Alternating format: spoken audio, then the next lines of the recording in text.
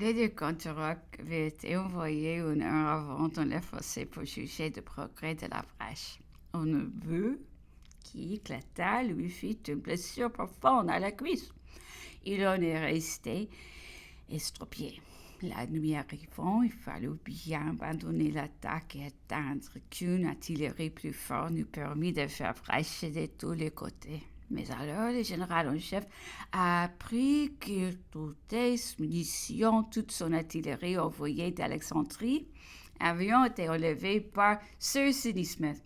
Et nous eûmes maintenant le secret de l'étonnante adresse des atterreurs turcs.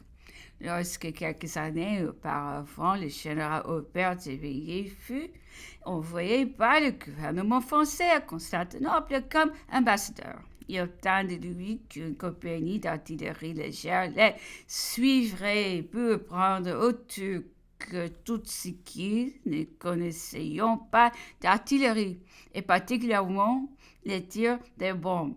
Cette compagnie était revenue depuis et une partie était dans l'armée de Saint-Jean d'Acre, mais leurs élèves étaient dans la place. Ainsi, c'était des bombardiers élevés par des troupes françaises qui nous envoyions nos propres bombes. Il en avait environ 1800 avec 4 mortiers. Des boyaux, des tranchées n'avions pas été faits. On négligeait même d'abord les règles prescrites et beaucoup de soldats n'étant pas assez couverts furent victimes de cette précipitation.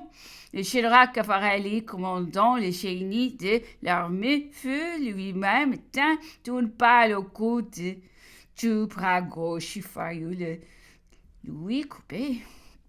Il avait déjà perdu le chat plusieurs années avant, dans les retraites du Jourdain. Les Turcs sont des soldats merveilleux derrière une muraille. Ceux de Saint-Jean d'Acre, nous les prouverons pendant tout le siège. Il était presque impossible de se montrer à découvert sans être éteint. Au feu terrible des assiégés se joignaient encore les batteries du vaisseau, les Thésées, qui montait Sidney Smith, ainsi que de sa frégate. Bientôt, les travaux de sillage se compliqueront. Smith avait avec lui un Français nommé Filippo, ancien camarade de classe du général Bonaparte, officier du génie émigré. Il fut élevé de place d'armes en dehors du fossé, et les batteries de ces deux places fileront bientôt une portion de nos boyaux de tranchées et nous forcerons à de nouveaux travaux pour nous défiler. Cependant, l'artillerie de campagne étant trop faible pour détruire la tour d'attaque, on aurait cru à la mine, tandis qu'on y travaillait avec beaucoup d'activité et de secret. On continuait toujours à battre la tour. Plusieurs fois, on eut l'espérance de s'y loger et d'achever de la détruire, mais ce fut en vain. Car plusieurs reprises des grenadiers et des sapeurs essayeront de s'y loger.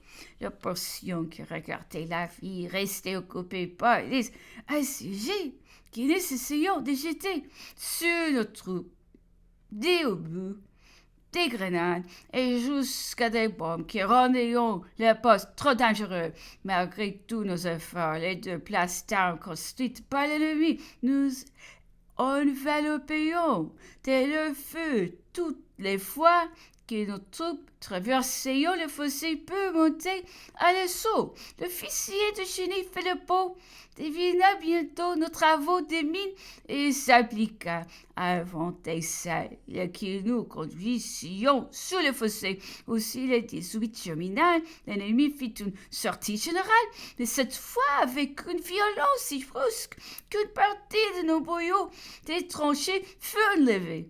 La colonne ennemie était commandée par des officiers anglais bien instruits. Car un d'eux arriva jusqu'à l'entrée de la mine où il fut tué. Les papiers trouva celui, nous apprirons que c'était le capitaine Hardfield qui était monté le premier au cap de Bonne-Espérance. Sa mort fit hésiter la troupe qu'il commandait et bientôt attaquée avec énergie. Elle regagna la place sur la sonde derrière elle au coup de main.